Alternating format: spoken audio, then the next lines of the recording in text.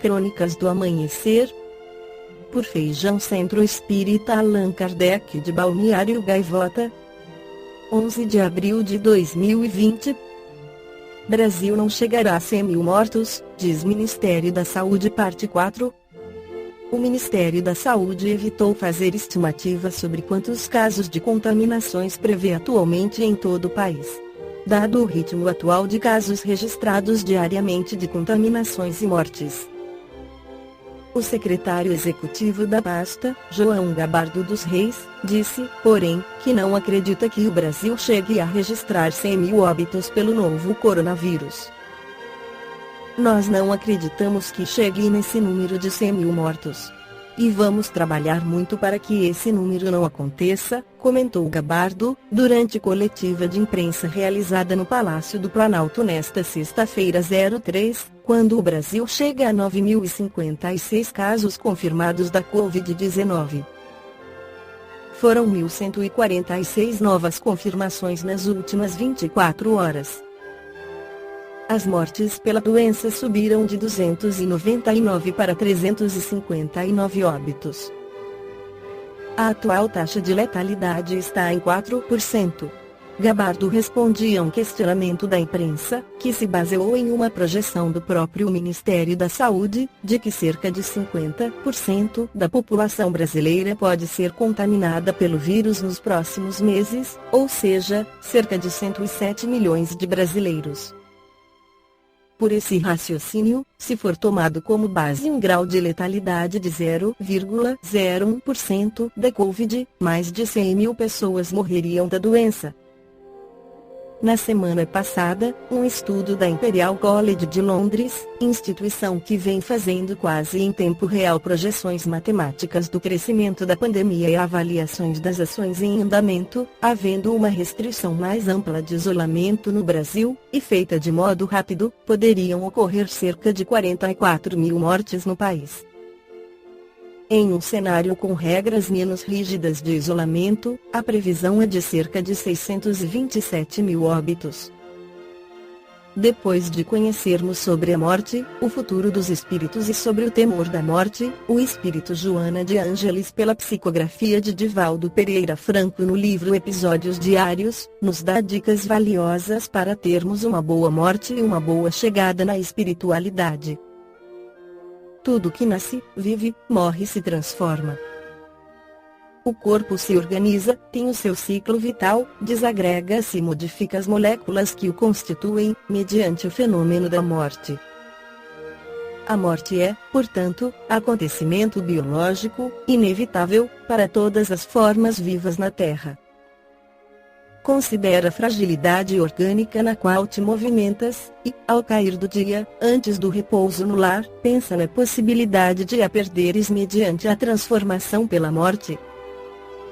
O sono é uma quase desencarnação, e ninguém tem segurança se despertará na aparelhagem física no dia seguinte. Faze uma avaliação do teu dia, busca retificar o em que te enganaste, reprograma as tuas atividades e vive com a retidão que caracteriza aquele que dispõe de pouco tempo, confiando no prosseguimento da vida após o transe. Desenfaixa-te dos zelos retentivos com a retaguarda, sempre que te sintas atado, recordando que a vida prossegue, e toda vinculação com os caprichos humanos representa sofrimento em programação. Todos os momentos que passam, podem ser considerados adeuses.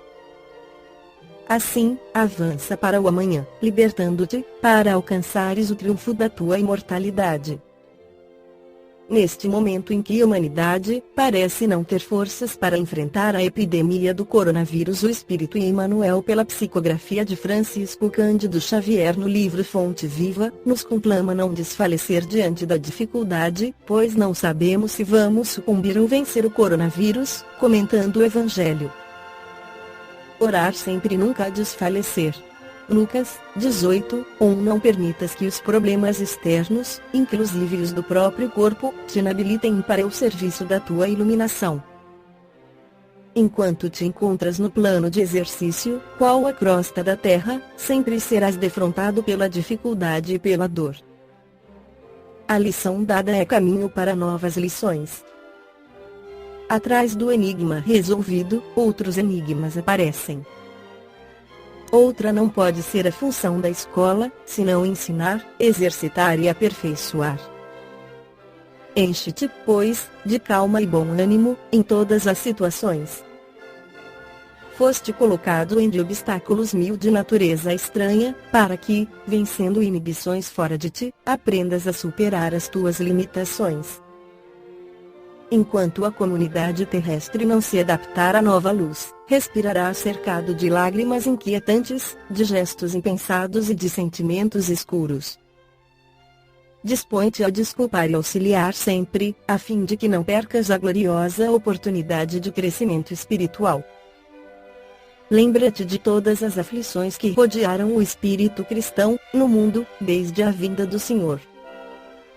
Onde está o Sinédrio que condenou o amigo celeste à morte? Onde os romanos vaidosos e dominadores?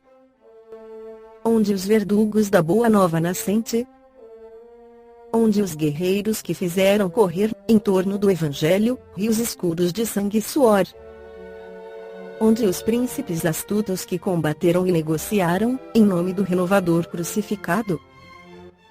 Onde as trevas da Idade Média? Onde os políticos e inquisidores de todos os matizes, que feriram em nome do seu benfeitor? Arrojados pelo tempo aos despenhadeiros de cinza, fortaleceram e consolidaram o pedestal de luz, em que a figura do Cristo resplandece, cada vez mais gloriosa, no governo dos séculos.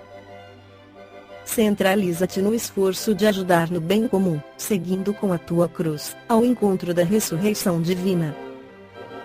Nas surpresas constrangedoras da marcha, recorda que, antes de tudo, importa orar sempre, trabalhando, servindo, aprendendo, amando, e nunca desfalecer.